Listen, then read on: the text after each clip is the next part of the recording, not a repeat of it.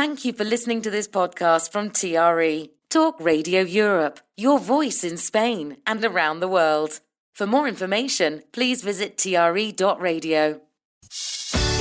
This is Business Roots on Talk Radio Europe with Mike McDowall and Simone Carlos. Hello, I'm Mike McDowall. And I'm Simone Carlos. Welcome to Business Roots on Talk Radio Europe, the show which shines a spotlight on foreign business owners right here in Spain. Whatever your business, this is the place for you. Whether you are a one-man or woman band or the boss of a huge company with lots of employees, you can be the star of this show. Our guests are all foreign owners of businesses in Spain. Listen to their stories, benefit from their experience, and our experts, including Simone, can tackle specific questions about establishing and running a business here. The idea is we all share our stories, we talk to the experts, and we help each other out and hopefully lift a little bit of the burden off one another's shoulders and enrich our lives. Or maybe you haven't even started yet. Maybe your business is just an idea. Listen to Business Roots to find out how your fellow foreign business owners overcame hurdles and took on Spanish bureaucracy. And you can even feature in this program. Drop us a line, tell us your story, let us know if you have a question about a particular aspect of starting or running a company in Spain, big or small. As always, we'll answer a few of those questions later on in the show. Send us an email. The address is simone@tre.radio. That's simone@tre.radio. Right now, find yourself a comfortable chair and join us for Business Roots on Talk Radio Europe. So later in the program, we're going to be chatting to Tracy Blackwell. Tracy is the co-owner of Perfect Place Estepona. She has lived and worked on the Costa del Sol since 2008, and she has great advice for those of you tuned into TRE outside Spain who are seriously considering moving here. Maybe you're listening online or via the Talk Radio Europe app in, Manchester or Glasgow right now, imagining a few plates of tapas and an ice-cold beer, or maybe you're dreaming of watching flamenco dancers while sipping sherry. Well, Tracy has this to say to you. Move somewhere that if the economy fails, the area is wealthy enough to sustain you. When we came here, obviously, we came in March 2008. A couple of months later, the economy was on its knees. And there was enough people in Marbella that weren't affected by the recession or even got wealthier during the recession. So that would be my biggest thing. People come to Spain sometimes, they want to live in areas which are, deserted. That's fine if you've got a bustling business or if you've got enough money behind you. But if you're reliant on work and recession hits, then your livelihood could be gone overnight. I mean, literally here, it felt like it was overnight. We sort of joked that our neighbour, we went to bed and our neighbour had a housekeeper, a wife and 5 Mercedes sitting outside, and literally within 24 hours they'd all gone. It felt that sudden. I think just look at your area really, really carefully. Look at where the wealth is. See whether it's transient, and also look to see the age range of the people that you're going to be living with, because we get lots of people contacting us who are in the 30s with a young family. Estepona's perfect for them because there's lots of other expats over here that are young. We have a lot of digital nomads here. So there's that sort of, you want it to be vibrant. You don't want to, what was really important to me is because I was brought up in London, I didn't want to come here and think I was missing out on things. We live in an area where, we get loads of good artists coming down in the summer to Starlight in Marbella. We've got theatre in Malaga. We've got comedians that come to Gibraltar. We've got a big range of culture, and that's really important as well, to consider the fact that you're going to be living here. It is your life. So all these other things are important. And to move somewhere that's got really good social life, good clubs. People always say to me, oh, yeah, Spain's all about sitting in a bar. Spain is not about sitting in a bar. Spain is about going out and having the climate where you can go out all year round and go hiking or play sport or cycle, whatever floats your boat, you can do it in Spain. It's there. You just need to find that area. Tracy Blackwell, who is coming up in part 2. And don't forget, in part 3, we will once more be tackling some of your questions. We've had quite a lot of emails since the first show. We can't respond to every one of them in a single program, but we will get to them all eventually. And Simone will drop you a line about joining our online community. Our first guest today is Georgia Kitson, who is based on the Costa Dorada, Spain's beautiful Golden Coast. She and her husband Jack, along with their 2 children, live near Lampolla, south of Tarragona, close to the Ebro Delta, which is gorgeous. It's a gorgeous part of the world. It really is worth a visit. Georgia is a business mentor and virtual assistant, although it might be more accurate to call her a freedom coach. In fact, what she does is she helps people figure out all of the practical steps they need to take to escape the 9-to-5 and build their dream life as a business owner. She takes you through it stage by stage. She will help you develop the mindset and a plan, an actual actionable plan to get your business off the ground. Sometimes that means turning your side hustle into a full-time gig, or it might mean launching a fully fledged business from scratch. Oh, and there is one more thing you should know about Georgia. She lives off-grid. Hi, I'm Georgia Kitson. So in 2018, myself, my husband, and at the time our first daughter, Poppy, we moved to Tarragona. We wanted to escape the rat race in the United Kingdom. So we crazily bought a really remote off-grid property, way out in the mountains. We wanted to be off-grid and try and be as self-sufficient as possible. So it had a solar setup. We catch water from the roof. We were growing our own vegetables, raising chickens, goats, the whole shebang. Yeah, we just wanted to live a more natural way of life and just away from the rat race. On a whim, we just followed our dreams and just went for it, and we've never looked back. It is an amazing story, actually, and quite inspiring, which is why I really wanted to talk to you. We'll talk a little bit about the off-grid side of your life in a few minutes. But before that, I want to ask you, obviously you still need money to survive, and you have a business helping other women or other people do exactly what you have done. What exactly does that entail? So when we bought the property, we were told by the agent, and again, this can happen sometimes, so people really have to be aware of this. We were told, yeah, you can get a tourist license, no problem. And then when it actually came down to it, we were rejected the tourist license. And at the same time, COVID came along, and obviously all tourism just kind of stopped. So we were really left, I won't swear, but we were in a really bad way. And we kind of nearly had to turn back around and go back to the UK because of struggling financially.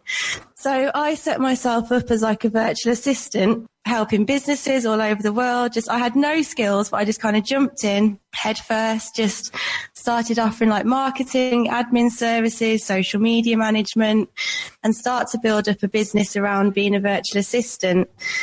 And then with my passion for off-grid living, I kind of wanted to create my own business. So I set up Off-Grid Only Spain, and this is for off-grid property in Spain.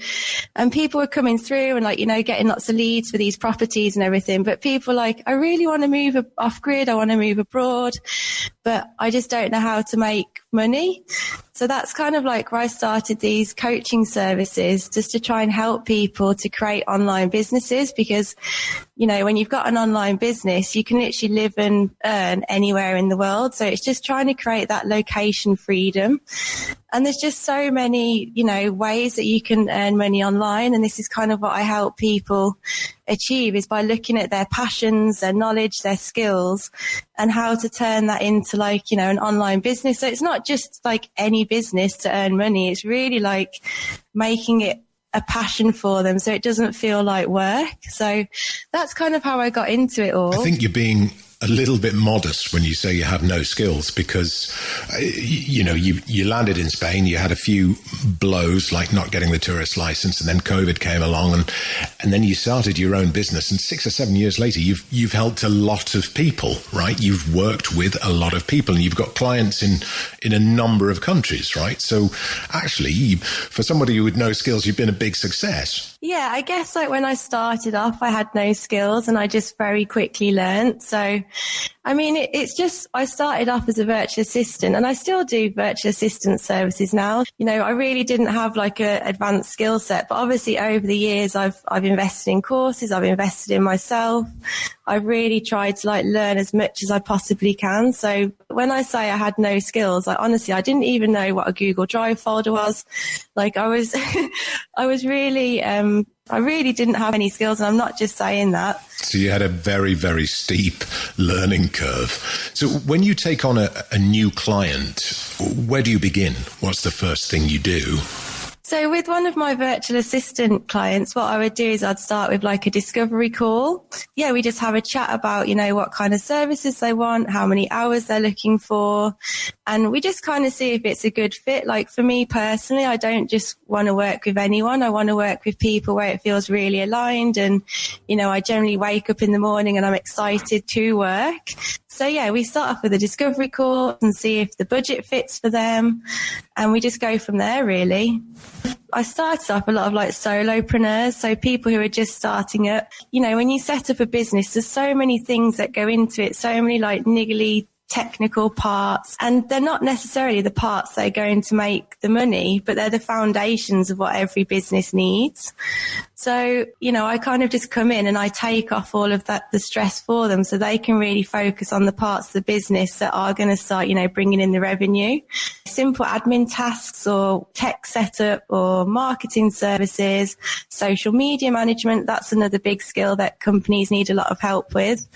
So yeah, I'm well in there with the business, and I will also help them with their like operating systems. So if I see like something that can work better, then we'll kind of like implement that as well.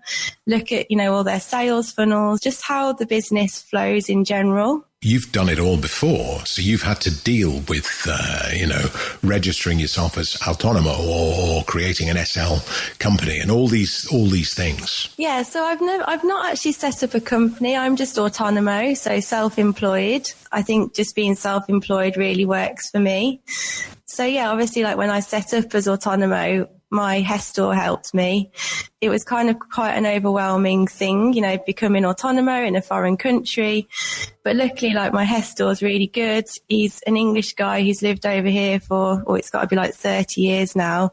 And he helps all of the expats in this area. So I'm very lucky to have him. So he just deals with everything for me, which is great. You do have this online portal for off-grid property sales. Do you also make a living from that? Yeah, like it's people who are kind of selling off-grid property or rural property. They will come to us and we have different advertising packages with different levels of marketing involved. And then any leads that come through, we send them straight to them. We also work with estate agents who kind of have these rural off-grid style properties, and we work with them on a commission basis. It's really at the start of its potential. But I'm really looking forward to like growing it over the next few years. So why did you choose to live off-grid? We were really struggling financially in the UK. We were like young when we moved here. I think I was 26, Jack was 24, new parents, trying to pay our rent, trying to pay our heating, our council tax, our electricity. It was just crazy. It was just constant, and we just couldn't, even though we were working non-stop, we couldn't afford to pay our bills. So even, I'm trying to call my mom, like I've got the bailiffs at the door, electric companies like come in to try and fit meters because we couldn't afford to pay the electricity bill. And it was just really stressful and really kind of makes you feel like a failure almost. And we just knew that like we wanted a better way of life and to reduce our outgoings drastically. So we looked at trying to be off-grid in the UK. but suddenly found this was very difficult. So Jack grew up in the south of Spain, so he had the Spanish language. So we kind of like looked at Spain. We also looked at Portugal, and it was very crazy how it all kind of fell into place. And we just found our previous property, like we actually moved a year ago, but we found our previous mountain home online, and within 3 months we were living there. So it all happened really fast. But, you know, as soon as we made the off-grid move, our bills just completely reduced, like by thousands. Like, you know, our electricity was effectively free. The heating was essentially free because Jack would go off into the woods and chop down trees with his chainsaw. Water, we catched it from the roof. So our bills just reduced hugely. So this is why I created Off-Grid Only, to try and help more people find, you know, real cheap, affordable off-grid homes. Have you noticed a rise in the popularity of off-grid living? I mean, do you get a lot more inquiries since the dramatic increase in the cost of electricity and water and gas? Oh, definitely. And since COVID as well, actually, that kind of triggered people to want to move to a more rural lifestyle. But also the cost of living, that's just skyrocketed again since COVID. So more and more people are looking at alternative ways of living. So even like, you know, van life, living on barge boats, just traveling. Like I know some people who they signed up to a platform called Trusted House Sitters. And so rather than renting a property, they just literally travel the world, just going from house sit to house sit, where they don't pay any rent or any bills, just, you know, looking after people's pets or just being there at the property in case something happens. So people are definitely looking outside of the box to what is considered, you know, the normal. We should point out, actually, that you're not living in a log cabin in the woods. Yeah, so I think a lot of people have this misconception, like you said, that off-grid living, you know, you're literally scratching around the woods trying to find your firewood or sourcing water, and it's really not like that. I mean, we're 2 minutes from the beach. It's a beautiful home. Like, you know, we've got a swimming pool, we've got loads of fruit trees, we're going to put a big vegetable garden in here, we've got our chickens. And it's a beautiful property. So off-grid doesn't necessarily mean, you know, you're surviving. Like you can really thrive off-grid. Do you remember like all of the power went down in Spain? I think it was like across like parts of France and Portugal as well. You know, all the kind of world just stood still. But the people who are living off-grid, like they didn't even know there was an issue with power outages. So I just think it gives you that sense of like security and control, that you're not completely reliant on these companies. What would you say to somebody who's contemplating starting their own business, maybe a business from home in Spain, so that they can quit the 9 to 5? I would definitely say, and I'm not trying to like plug my own services, but to try and have like mentorship or help, because when I started, I just kind of threw myself in the deep end, and I've learned a lot over those years. But if I'd have just, you know, started off with some help and some mentorship, I would have got to places a lot quicker. Don't just try and find another job. Like you want to try and create an income that really sets your soul on fire and really, you know, lights you up every day. Like that, it doesn't feel like work. You know, sit down and get to know yourself again. Like what lights you up? What do you love? What do people naturally come and talk to you about? And look at your passions, your skills, your expertise, and look then at different online business models that you could kind of package up this knowledge and passion and skills and turn it into like, you know, a profitable online business. I don't want people to feel like trapped in the rat race, trapped in a job they don't enjoy, trapped paying bills. I feel like we've been given this one chance at life. You know, we don't want to be spending our days doing things we don't enjoy. So, yeah, that's kind of my advice, I would say. And that was Georgia Kitson, business mentor, freedom coach, and off-grid living expert. If you want to chat to Georgia, check out her website, georgiakitson.com, and you'll find lots of information about living off-grid at Georgia and Jack's other website, offgridonlyspain.com. There are off-grid properties for sale on there too, and if that kind of lifestyle appeals to you, there are some absolutely beautiful homes at bargain prices.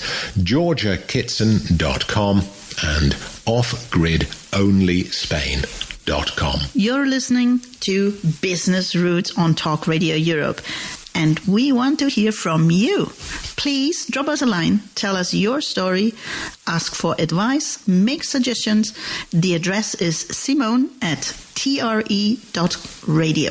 In part 2 of the show, we're off to the Costa del Sol, where Tracy owns and runs property sales and rental firm Perfect Place Estepona.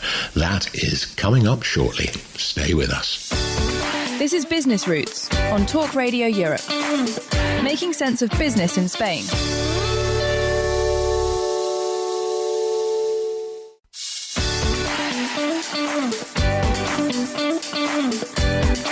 This is Business Roots on Talk Radio Europe with Mike McDowall and Simone Carlos. Welcome back to Business Roots on Talk Radio Europe. I'm Simone Carlos. And I'm Mike McDowall, and the stars of this show are foreign business owners right here in Spain. And that might be you. If you are an expat, transplanted from anywhere in the world, and you have a business here in Spain, or maybe you have an idea for a business and you don't know where to start, drop us a line and tell us your story, because whether you're knocking out coffees or flogging 20 million euro homes on Marbella's Golden Mile, we want to hear from you.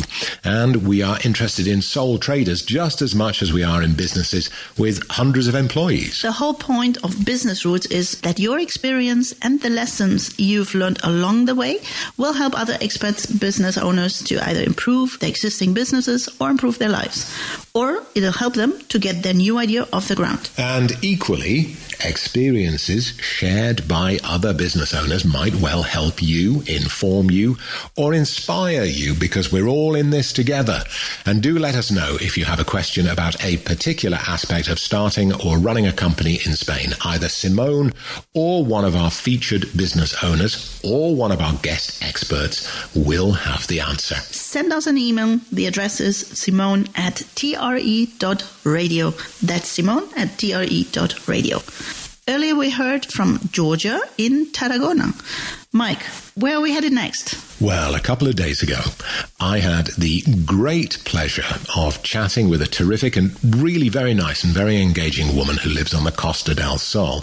Tracy Blackwell moved to Spain with her husband and one of their children back in 2008. She has since had another child, and they all live in Estepona, where Tracy is the co-owner with business partner Suzanne of an estate agency and property management company. I'm Tracy Blackwell. I moved to the Costa del Sol and settled in Estepona just over 18 years ago now. I was 3 months pregnant when we arrived, and I had an 18-month-old son. So it was a little bit daunting. We didn't know anyone here at all, but looking back, it seemed like completely crazy. But actually, in hindsight, it's probably best that we didn't think too much about it, because it was the best decision that we ever made. So we started off. My husband is a builder and carpenter, so we started straight away. We started Marbella Carpentry Construction, and I helped him run that when the kids were young, and that's still going. We've been so fortunate with that because we're close to Marbella, and now, of course, Estepona is absolutely booming. That construction's been a really good thing to be in. So that was really good. And then as the kids got older, I moved over to work as an autonomo for some real estate businesses and got experience that way. And then 4 years ago, I started Perfect Place Estepona. Perfect Place Estepona is a real estate business. We do sales and holiday rentals. I now work with my amazing business partner, Suzanne Aguado, who came on board 18 months ago now, which is amazing because we've got completely different skill sets. And we've just gone SL about 4 months ago.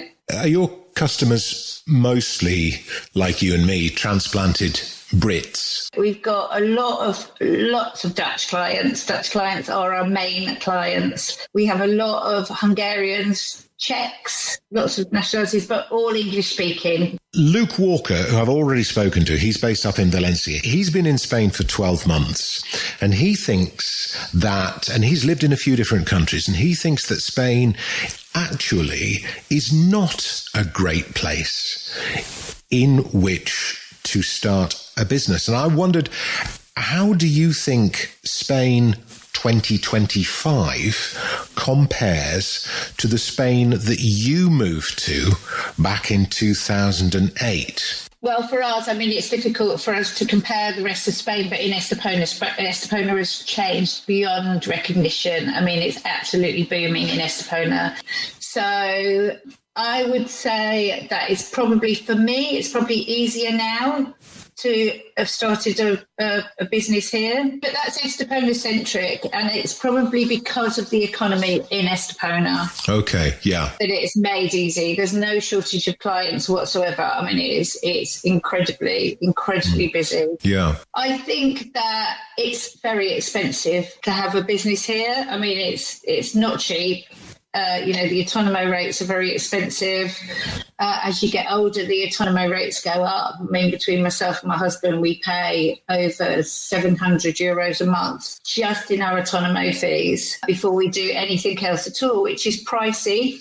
It's really interesting time for us, actually, because we've just switched over from being autonomo to having an SL business, and we're finding that tricky. We're finding that more expensive. And is that because your contributions as company directors are considerably higher than autonomo fees? Yes, it is. Yeah, no, absolutely. It is that. And I think one of the main problems for me is in living in Spain is the level of misinformation you get from different people, even from lawyers or from your accountants.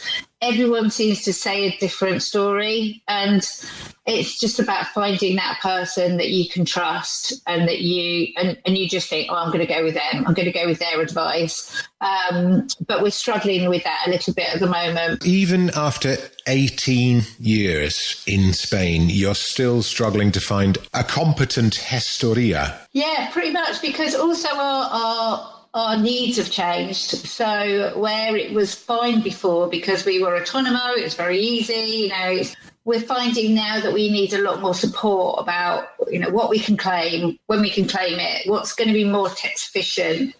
We're complete novices with SL business. It's not something we've encountered before, and we need that extra level of support. For us, I think it's always about finding those people and sticking with them, trusting their opinions. I mean, we've just had a major thing with tourist licenses. All the tourist license rules have changed. Yeah. And that happened in April this year. And we had so many different people telling us different things. You need to do this. You need to register. You need to, so many different things. And in the end, we just stuck with one person. And it turned out to be a good choice because their advice turned out to be correct. And people always say that Spain is a terrible place for red tape. And actually, I don't buy the notion that when you come to Spain, the red tape's worse. It's usually, I think, the language barrier, right? Yeah, no, I agree. I absolutely agree. And I think also you don't go to the UK as a new person. Here, when you arrive, you have to set up everything from scratch, and that's going to be difficult wherever you are. What's your best bit of advice to someone moving to Spain now and starting a business now, 2025? Move somewhere that if the economy fails, the area is wealthy enough to sustain you. That would be my biggest thing. People come to Spain sometimes, they want to live in areas which are, deserted. That's fine if you've got a bustling business or if you've got enough money behind you. But if you're reliant on work and recession hits, then your livelihood could be gone overnight. I mean, literally here, it felt like it was overnight. I think just look at your area really, really carefully. Look at where the wealth is. And also look to see the age range of the people that you're going to be living with, because you want it to be vibrant. You don't want to, well, what's really important to me is because I was brought up in London, I didn't want to come here and think I was missing out on things. Spain is about going out and having the climate where you can go out all year round and go hiking or play sport or cycle, whatever floats your boat, you can do it in Spain. It's there. Many thanks to Tracy Blackwell, who gave a significant chunk of her morning and was endlessly patient when we lost the connection a couple of times. If you are looking for a home in Estepona, or if you have a property and you'd like to rent it out as painlessly and smoothly as possible, drop Tracy a line. You will find her at perfectplaceestepona.com. That's perfectplaceestepona.com. Okay, now we want to ask a question, and it affects you. In fact, it affects all of us living in Spain. You see, Spain's population is getting older. In the next couple of decades, Spain could overtake Japan as the country with most people over the age of 100. Spain already has a significant percentage of retirees. 1 out of every 5 people who live in Spain are over the age of 65. And there are lots more elderly people in the pipeline. Spanish people are living longer because they have all of the right conditions for longevity. They have an outdoor lifestyle. They, or we, I should say, have the Mediterranean diet, strong community and social connections, less reliance on cars to run errands, plus successive governments have increased investment in public health services. In fact, Spain's health service is ranked 24th in the world, and that's out of 195 countries. All of this is great. We're going to live long, healthy lives. However, it is also expensive. The Spanish government needs to raise more and more money to look after all of these old people. And where do you think they get that money from?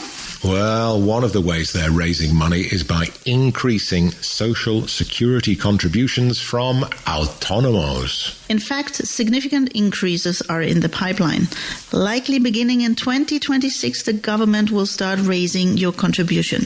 On average, we're all going to pay around 60 euros more. And we want you to tell us what you think about that. In the coming weeks, we'll be looking at all of the fees and costs associated with being self-employed in Spain. So let us know your concerns. Share your problems. So our big question is, are you happy to pay more as an autónomo to be sure Spain's elderly population has a long, healthy life? Let us know by email.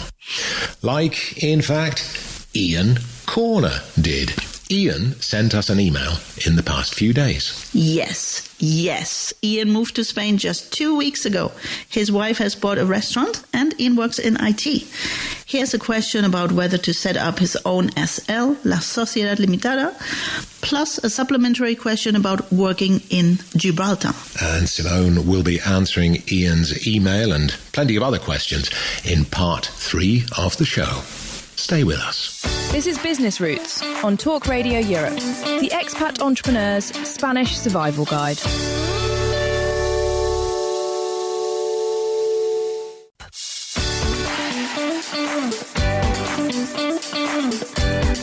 This is Business Roots on Talk Radio Europe with Mike McDowall and Simone Carlos. Welcome back to Business Roots on Talk Radio Europe. I'm Mike McDowall. And I'm Simone Carlos. This is the show that features English-speaking business owners in Spain. Whether you're just starting out or you've been here for decades, we want to help make your Spanish business a success. So drop us a line and tell us all about yourself and your enterprise. Tell us your story and let us know if you have a question about a particular aspect of starting or running a company in Spain. And like I said earlier in the show, we are just as interested in sole traders as we are in multi-million euro companies with dozens or even hundreds of employees. The email address is simone@tre.radio. That's Simone at tre.radio. And I am pleased to say we've had quite a few emails since last week's show with plenty of questions for Simone to answer. And our first is from Ian Corner. He doesn't say where he lives, but I'm guessing that he's somewhere on the Costa del Sol. Ian, thank you for getting in touch. Your email reads like this. I have moved to Spain just last week. My wife has bought a restaurant and is going through the takeover period, and that seems to be going well for the moment. My background is IT. I wondered if I should set up a separate company as an individual or run a consulting company within the SL company that the restaurant is set up under.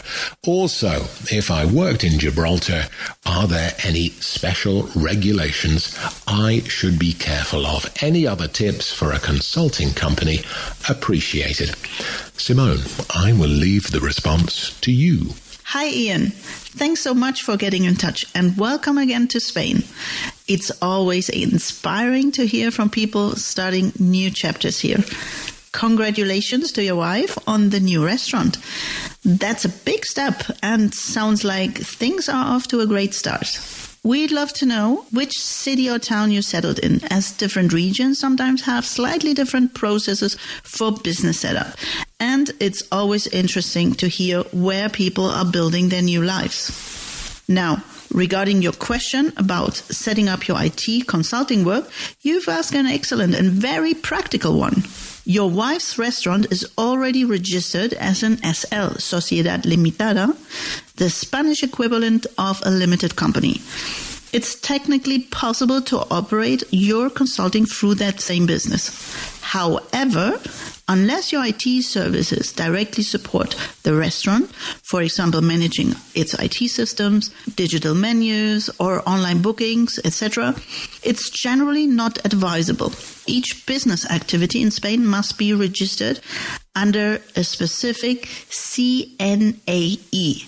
That's Código Nacional de Actividades Económicas. And an IAE code, Impuesto de Actividades Económicas, which define the type of work your company does. For example, a restaurant typically registers under the CNAE code 5610, Restaurantes y Puestos de Comidas.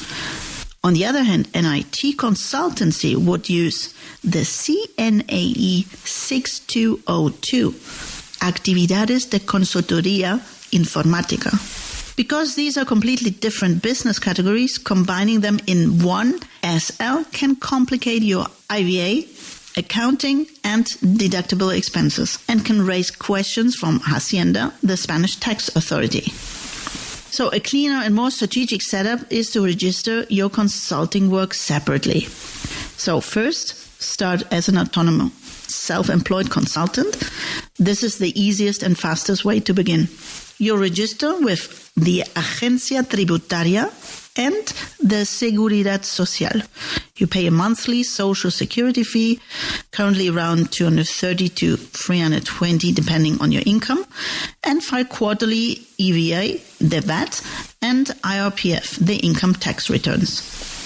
Create your own SL later on if your business grows or you begin working with larger clients. It offers more protection, credibility, and some tax flexibility, though it comes with higher setup and accounting costs. Okay, Ian, and I hope that answers your question. That was very detailed. So, Simone, Ian also asked a supplementary question about working in Gibraltar. A really good question. Can you give him an answer to that too? A great question. If you're living in Spain more than 183 days per year, or if your main home and family are here, Spain will consider you as a tax resident, meaning you must declare your worldwide income in Spain. The good news is that under the 2021 Spain-Gibraltar tax treaty, you won't be taxed twice. If you physically work in Gibraltar, you may need to register as a cross-border worker. but the treaty ensures you won't be taxed twice, as long as everything is properly declared. Okay, Simone, that's great. That's a lot of information, a lot of detailed information, and I know that you will send that to Ian in an email also after the show, which is great. Do you have any final tips that could make Ian's setup smoother? Yes, of course, because I understand that is a lot of information to digest. So let me summarize a few final tips. So first of all, choose a gestoría that is experienced with Spain-Gibraltar taxation. They are common along the Costa del Sol and can save you time and stress.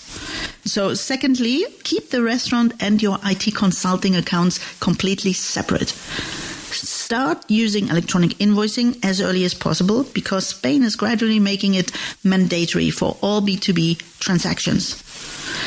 Fourthly, build your local network. Spain's international business community is thriving and personal connection often leads to your first clients. So, and a quick update worth noting, the Spanish government is currently planning new tax and small business reforms expected to take effect from 2026. We'll be discussing these developments in detail soon on Business Roots, so do stay tuned. It's an important topic for anyone setting up or expanding a business here. Wow. Well, that was an extraordinarily comprehensive answer. Ian, let us know if that helped and also if you have any follow-up questions. Okay, let's get straight on to the next email. Samantha in Alicante asks, do I need a specific license to operate a hair salon in Spain? Thank you, Samantha, for your question. Yes. Hair salons in Spain require several permits and licenses. First, you need a business license, a licencia de actividad, that you can get from your local council, confirming your premises meet health and safety standards. You'll also need a cosmetician or hairdresser certificate if you're providing the services personally. So generally EU and UK qualifications are recognized, but check with your regional professional body, the so-called colegios profesionales, for further information and details. Environmental permits may be required due to chemical use and waste disposal. Your premises must also meet specific regulations regarding space, ventilation and hygiene. Additionally, of course, you will need to register as an autónomo or an SL with the tax authority and social security. Insurance, responsabilidad civil, is essential too. The licensing process typically takes between 4 and 8 weeks and costs vary by location, but usually range between 300 and 1,000 euros for your permits. Do check with your local ayuntamiento because requirements differ between regions. Okay, Samantha, I hope that helps you get started. Do let us know. Jenny in Malaga says, what are the main differences between Spanish VAT, or IVA, as it's called here, Spain's standard IVA rate is 21% UK VAT, compared to the UK's 20%. So in Spain currently there are 3 main VAT rates because there's also a 10% rate. It's a reduced rate for things like restaurant meals, transport and many food products. And a 4% the super reduced rate on basics essentials such as bread, milk, cheese, eggs, fruits and vegetables. We should say that the filing system differs slightly too. In Spain, some companies submit monthly IVA returns, would you believe it? Depends on your turnover, although most submit quarterly IVA returns, just like the UK's quarterly VAT returns. Brexit, of course, complicates things for UK-Spain trade. Goods, as we all know, now face customs procedures, and VAT is charged differently. Importantly, as a British business owner in Spain, you must comply with Spanish IVA, not UK VAT. If your Spanish business turnover exceeds just 3,600 euros annually, you are typically required to register for IVA. some services may be exempt, so you need to check that. The Spanish tax authority, the Agencia Tributaria, provides guidance, but many expats use accountants who are familiar with both the British and the Spanish system to keep them on track. So, Jenny in Malaga, I hope we gave you the answer you were looking for. Taxes, they're not much fun at all, are they? VAT's not much fun either. Our next question was submitted anonymously, in fact. Just forgot to put a name, I think. And the question is this: can I claim home office expenses as a British self-employed person running a business from Spain? Yes, you can claim certain home office expenses in Spain as an autonomo or SL owner, though the rules differ slightly from the ones in the UK. You must have a dedicated workspace used exclusively for business purposes only. Claimable expenses include a proportional share of rent or mortgage interest, utilities, insurance, and maintenance. The percentage should reflect the office size relative to your home. For example, if your office is 10% of your home's area, you claim 10% of eligible costs. You'll need to document everything with receipts and invoices.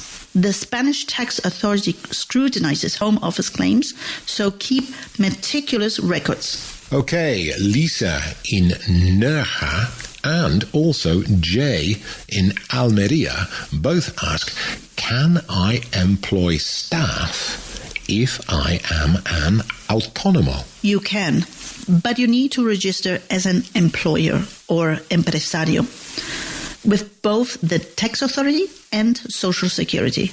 And you must register your employees with Social Security too. Employing staff as an empresario involves complex legalities and often triggers automatic conversion to SL status anyway. SL employers must handle payroll processing, Social Security contributions, roughly 30% of gross salary, employer liability insurance, and compliance with Spanish labor law. Minimum wage in Spain is around 1,260 euros monthly, plus holiday pay, sick leave, and severance rights. Hiring staff requires employment contracts, health and safety compliance, and tax filings. That is a lot to handle.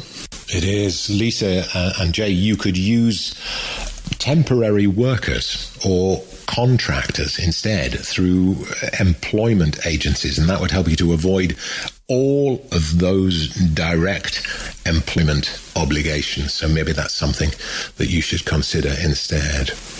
Okay, that's all the emails that we have time for this week. Do keep sending them in. Apologies if we didn't get to your message. We will do our very best to work our way through all of them.